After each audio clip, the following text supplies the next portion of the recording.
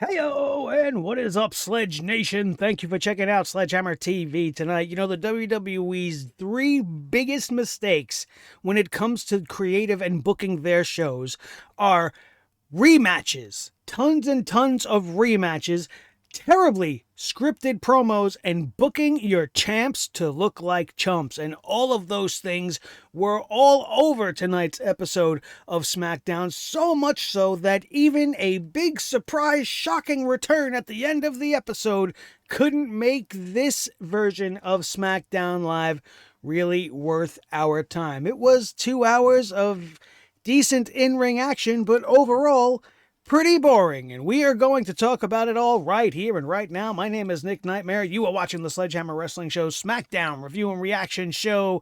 Let's do it.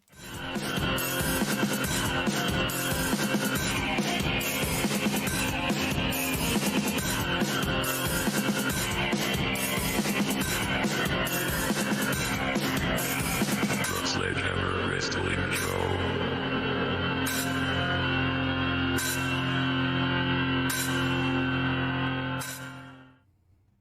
The Rated R superstar Edge has returned again. You know, this guy goes away and comes back more times than the Big Show turns babyface or heel. By the time it's all said and done, he's going to have more returns than any WWE Hall of Famer in history. And while I don't really mind Edge coming back to challenge Roman Reigns, it really does highlight everything Paul Heyman was saying at the close of tonight's SmackDown, where he was pretty much shitting all over the entire roster. The entire current roster, everybody that just went out there and performed on SmackDown, from the lowest of the low down in catering to everybody trying to qualify for Money in the Bank tonight.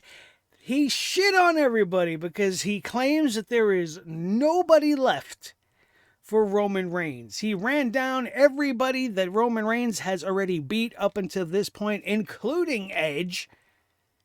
And all of this led up to the surprise return. There's nobody left. What was Roman Reigns going to say? Obviously, he had some sort of a plan in play. He was going to say something. And then all of a sudden, on this day, we see clearly that Edge is growing a real great beard.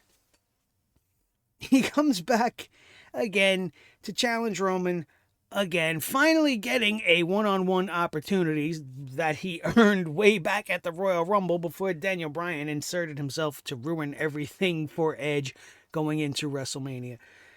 But this failed to really generate too much excitement for me. Think about it. There's nobody left on the roster. They had to go and get a Hall of Famer from the days of old to come back in. That's WWE's MO, man.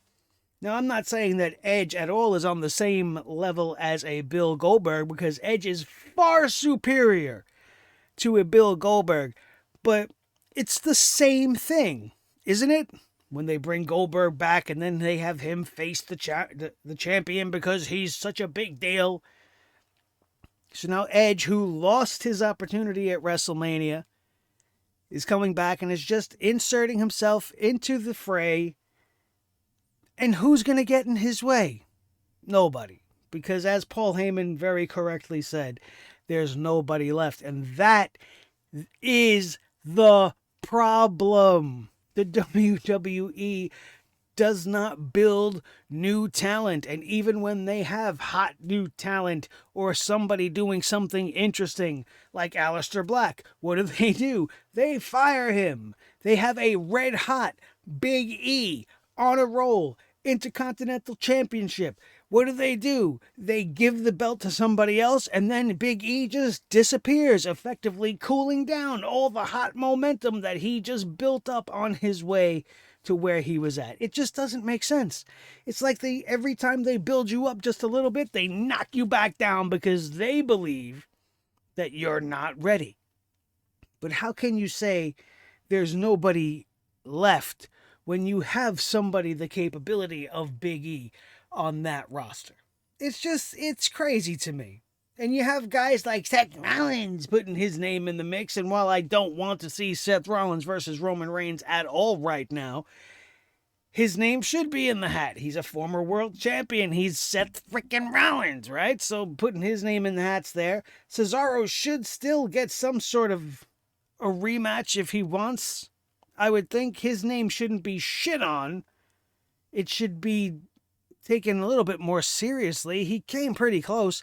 None of these people are going to beat Roman Reigns right now. Neither is Edge. Edge is showing up and he's just here to play and fill time before we get to whatever it is they're planning at SummerSlam with Roman Reigns. Honestly, I think this was a little bit of a waste here.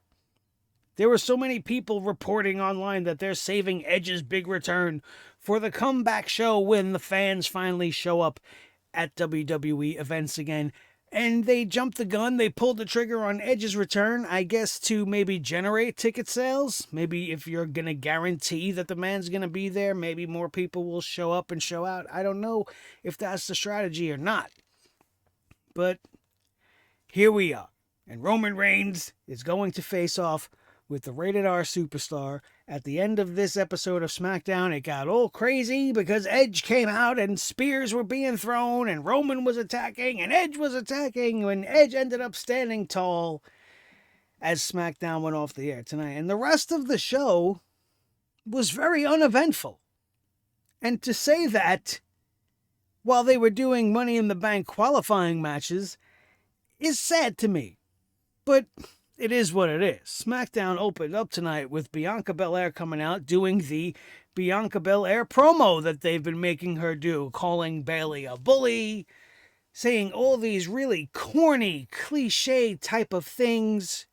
She looks at her reflection in the belt, but not because she's so vain. I expected her to start singing the Mulan song. When will my reflection show? What are we talking about here? And then she went and ended her promo by saying, ding dong, the witch is dead. Ding dong, hello. Can we use a little bit more recent of a movie reference? There's got to be a great one-liner from something more recent than The Wizard of fucking Oz. Sure, that's the hot topic right now. Everybody's talking about The Wizard of Oz. Let's use a line from that movie. It's 2021. Great use of pop culture. Fan-fucking-tastic. They have really made me kind of turn on the way that they have featured this championship reign for Bianca Belair. I was all for this going into WrestleMania, and they gave her the belt, and since then have just made her a really terrible, cringy, babyface champion with terrible dialogue that just doesn't get interesting at all. And then to make things worse, they have Seth Rollins come out to insult her, telling her that she didn't overcome the odds, that she had just got a fluke victory, and that he dominated Cesaro and she just barely beat Bayley at Hell in a Cell. All of this then brings Bayley out into the equation because she's got to get her 2 cents in now. Next thing you know, she's beating up Bianca Belair, which brings out Cesaro, which leads us to the Teddy Long Tag Team Special of Bayley and Seth Rollins versus Bianca Belair and Cesaro. And guess what happens here? Something absolutely ridiculous. Just days after Bianca Belair established herself as a dominant champion by beating a former champion, the longest reigning champion in SmackDown history, Bayley pins the champion in a match that was featuring some good in-ring action with all 4 competitors involved, because that's what these people do. It's not that the match quality is bad, but the storytelling here is terrible, because this is just them taking 2 matches we've seen before, combining them together, calling it a mixed tag match, completely random, absolutely no reason for this, Bianca Belair being placed in a mixed tag match with Cesaro, just to further a feud with Seth Rollins is ridiculous. Having her out there with her real-life husband for a mixed tag match would make a little bit more sense. But this was unnecessary. This was filler. This was just dragging their feet in the mud along on two feuds that have already seemingly come to their conclusion. But they continued on with Cesaro and Seth, so now Seth got his win back. Cesaro's back in the fucking dumpster again. And now Bianca loses to Bayley. Does that mean that Bayley's going to get another shot at Bianca's championship? The Money in the Bank? Why? Haven't we seen this enough? Where did Sasha go? And not for nothing, Sasha's a great example of just how terrible WWE is when it comes to characters and what they're all about and development. Because Sasha Banks was the boss in NXT. And then she came to WWE and they turned her into this babyface version, which was just really not who Sasha Banks is. And only recently have we seen some of that. But we have never, even to this day, truly seen the legit boss, the way it was written to perfection in NXT, on the WWE storyline. So the same is happening with Bianca. She was the EST. She had an established character. She was rough. She was tough. She had a badass attitude. She didn't give a shit about nobody. And now here she is, quoting the Wizard of Oz. The fuck? They suck at this. They're terrible at this. And if you need to know how bad they are, all you need to know is that we had a coronation for King Shinsuke Nakamura tonight. You want to talk about wasting time. You want to talk about filler. This whole entire segment led to absolutely nothing. Nobody came out and disrupted Shinsuke's coronation. It was just the Boogs, Biggie Boogs, out there playing guitar like a jackass, introducing Shinsuke. Shinsuke came out. He was dressed in all white. He sat in the throne. Boogs, Biggie Boogs, said, "Let me put this crown on your head," and then played guitar a little bit more. And then Shinsuke danced, and then they showed the former king, Constable Dickhead himself, Baron Corbin, standing in the back, watching on the monitor, crying like a little pussy boy. Well, trying to cry. He did a terrible job because the guy can't act his way out of a paper bag. But it was just awful. The best thing about this segment was watching Pat McAfee dancing like a jackass to everything that was going on. He was trying to sell this the best he could. He was standing on the announce table. He was smashing his water bottles together, soaking himself and getting all into the act. And I appreciate the effort. But this is trash. This is garbage.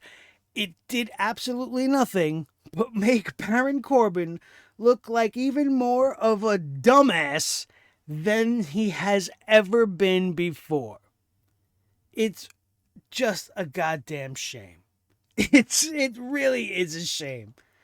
It's as if their brains just don't function at all. And they're just like, they sat him in the chair last week, but let's just do it again because we don't know what else to do. We can't have them wrestle again. The battle for the crowns is over. What do we do? Well, let's just do an official coronation now. Awful. Just fucking awful. We had Seth Rollins talking to Sonya Deville and Adam Pearce, the people who run the show but aren't actually general managers in any capacity, but, they're WWE officials. And Rollins was happy being around them, but then became very serious, and he demanded that he would be the next in line for the Universal Championship. And then Sonya's like, okay, well, he deserves a title shot, taking it into consideration, but they weren't ready to make any decisions at this time. Seth Rollins right now, still being in the heel thing that he's doing, going against this heel Roman Reigns, this is not what anybody wants right now. In fact, I don't think you need to go back to it at all. We did this at Money in the Bank just a couple of years ago, Seth versus Roman. We don't need to visit this again. Fuck the Shield, the history of the Shield. Nobody gives a shit. We don't need that right now. Leave them separate. In fact, with the draft coming, get Seth back off SmackDown and over to Raw, just to avoid this in the future.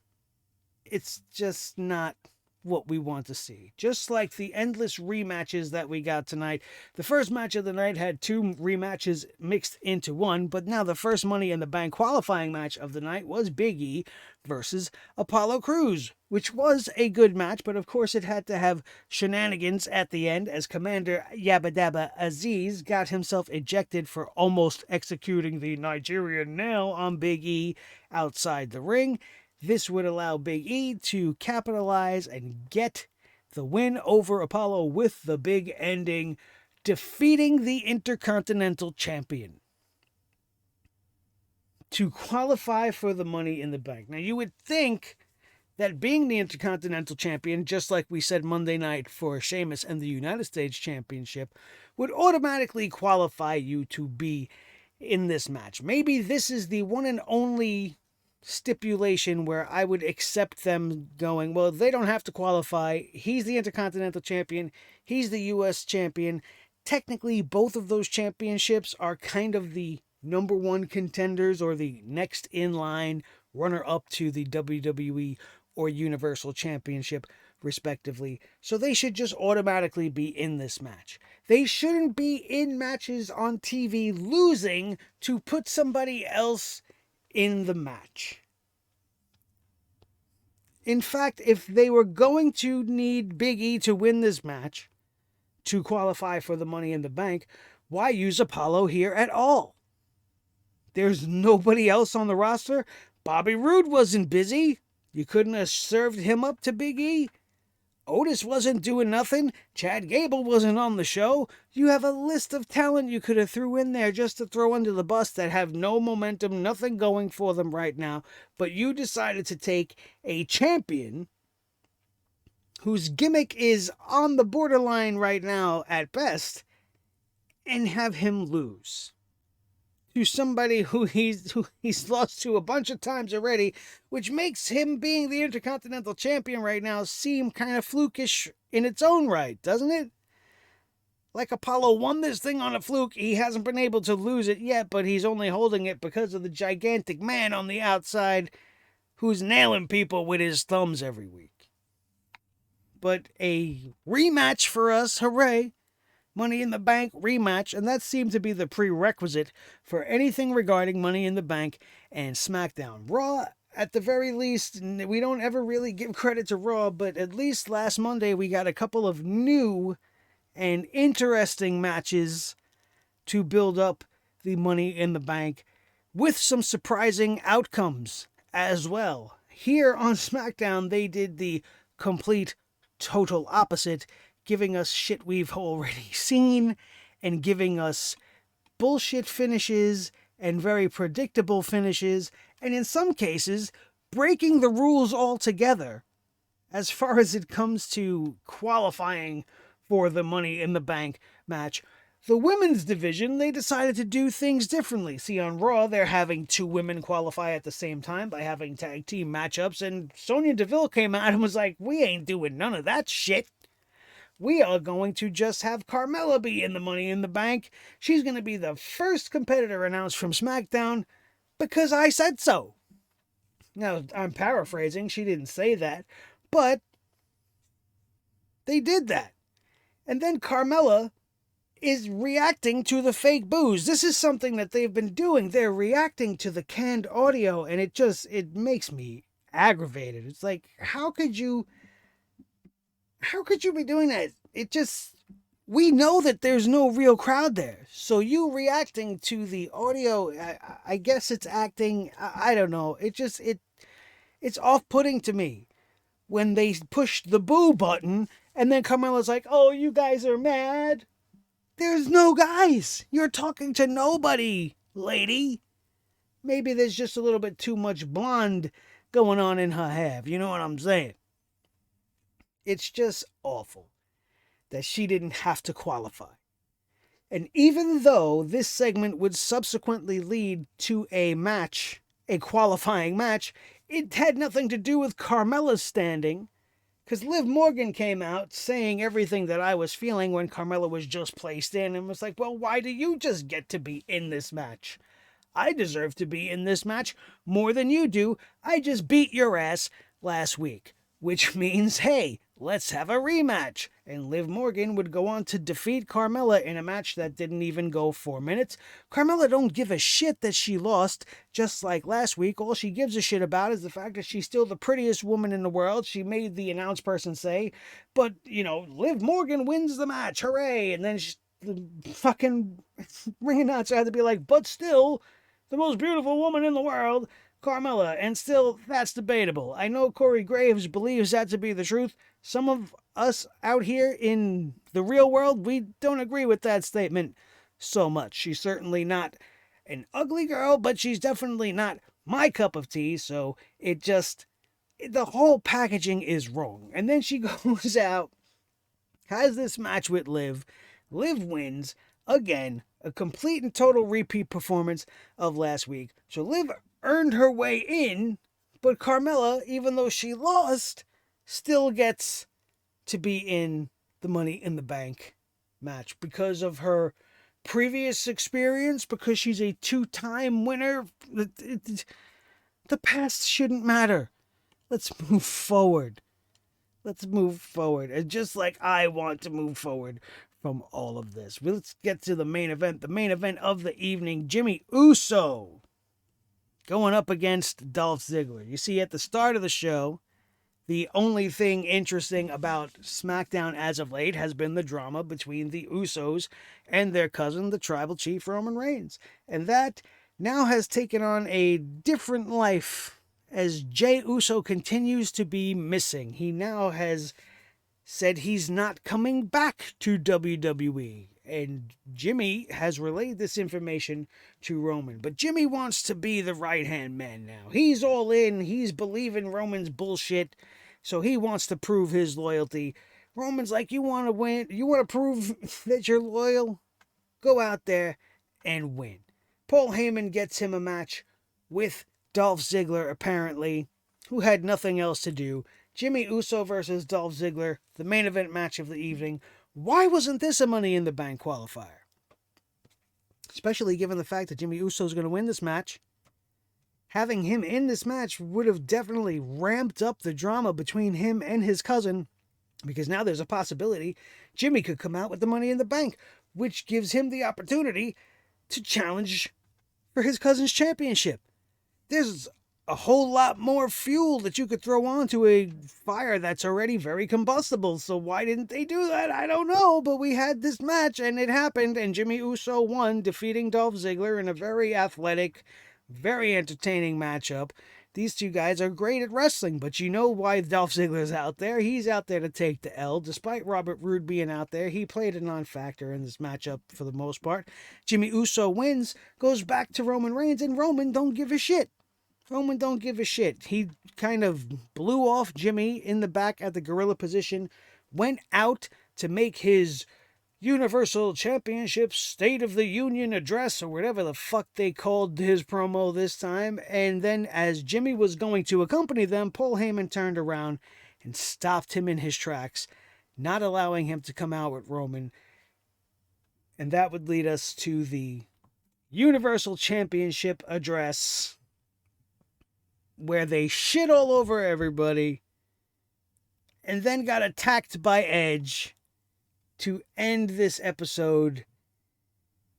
And they announced that next week we will have another rematch for a Money in the Bank qualifying matchup. Kevin Owens will take on Sami Zayn, only this time it's going to be in a last man standing match.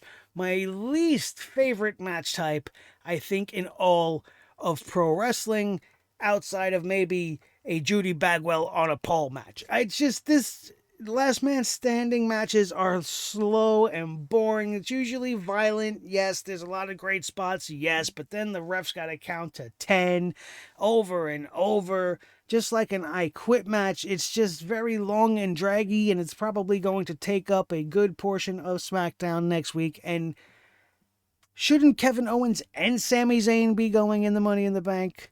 Right? There's more than enough time that both of these guys should be wrestling somebody else, qualifying for entry into the match, so that the next time we see them, it's there. And it's not just Kevin versus Sami again and again and again. But that's what we have to look forward to. And Kevin Owens went on Twitter just a couple of days ago, was like, oh, I'm going to be taking some time off. Thanks, guys. And now he's going to be back on SmackDown next Friday. That's a pretty short amount of time off. And, he made it seem like he was going to be gone for a while, maybe healing up, maybe going spending some time with his family. But I guess 2 weeks is all KO needs, as he's going to come back and probably win his entry into the Money in the Bank as we get closer to that pay-per-view, which should be a match at WrestleMania and not its own pay-per-view. Before we go, let's talk really quickly about the releases. WWE had another round of cuts today,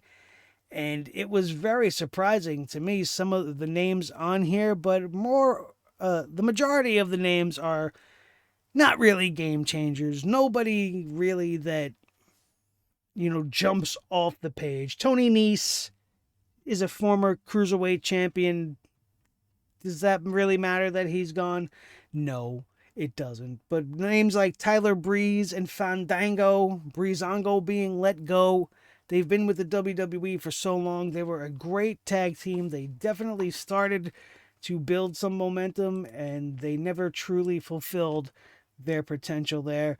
We had a lot of other names that I'm not really familiar with, such as Jeff Parker and Matt Lee, also known as Parker and Martel. They've been working in NXT. Don't really know any of that. The Singh brothers, you remember them. They brought back Jinder Mahal, but they kicked out the Singh midgets. They're going to be gone. Arturo Ruas, Marina Shafir, Killian Dane, that's a surprising one, being that Nikki Cross just started this whole new gimmick. You would think they would want to keep her in a happy place, but they released her husband today. Tino Sabatelli also was released today. Jessamine Duke, I believe, also was released today. Here's the list. I'm trying to it's nobody that much of importance, and that's a terrible thing to say, but a lot of the names on this list just haven't really made an impact one way or another. Arturo Ruas was drafted to Monday Night Raw, made one appearance on the Raw Underground, and then vanished. And the Singh brothers we haven't seen in forever. Anthony Green, I believe I don't know what his NXT name was or his 205 Live name was. If that was it, I don't know. I don't know him. It's just Sean Davari.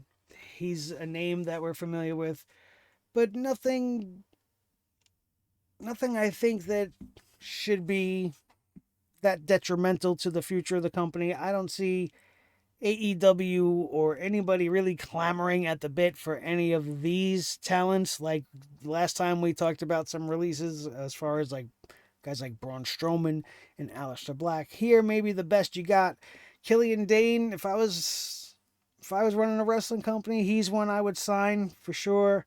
And Breezango, I would take them in a heartbeat. The rest of these guys and gals, respectively, not so much. But it's terrible. It's terrible how they're just cutting the strings on the talent while they still continue to record record numbers of profit. All right, I finally got it. I finally pulled it up here. Here's the final list. Let's go down it one by one. Fandango, Tyler Breeze, Tony Nese, Arya Davari, August Gray, Ever Rise. This is the other one. See, if I didn't see their tag team name, I wouldn't have known them by their individual names, but I've heard a lot about this Ever Rise. Maybe I would have kept them around, being that they just started to get a push in NXT and it seemed to be going very well. Kurt Stallion, I don't know. The Bollywood Boys we talked about, Arturo Ruas we talked about, Marina Shafir, Killian Dane, and Tino Sabatelli. It's just... It's a shame. Nobody should lose their jobs, especially when the company you're working for is just killing it as far as finances is concerned. But such is the case with the WWE, something we should be very, very used to by now. Thank you guys for joining me again tonight here on another Friday where SmackDown was pretty much a suck down. Let me know if you think I'm being too hard on this show in the comments section down below. Let me know if you enjoyed tonight's episode of SmackDown, which I'm pretty sure if I know my Sledgeheads of Sledge Nation, you didn't, because it was a never-ending loop of rematches, bad promos, and champs being booked like chumps. Everything with the exception of what they book for Roman Reigns. My name is Nick Nightmare. This is the Team Thor, the Sledgehammer, the official Sledgehammer of the Sledgehammer Wrestling Show, his tag team partner, the World Heavyweight Champion of all the microphones in all the world, Mr. Blue, the Yeti microphone, the most important member of the team as always. Each and every one of you, now is your time to do your part and help support this channel by slamming your hammers down on that thumbs up. Hit that like button if you had a good time with me here today. Share this video with each and every one of your wrestling buddies all over the wrestling world, especially if they need a place to come and call home so that they too can shit on the WWE product just like I and Paul Heyman and Roman Reigns do. Welcome aboard. All you have to do, hit that subscribe button and that notification bell so that you don't miss anything every time we bring the hammer down on the WWE, because nobody does it quite like we do.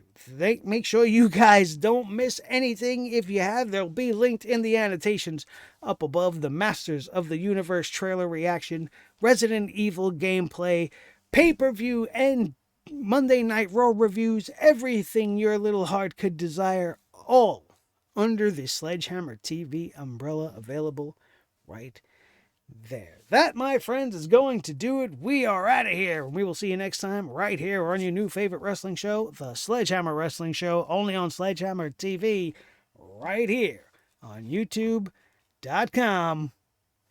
Boom.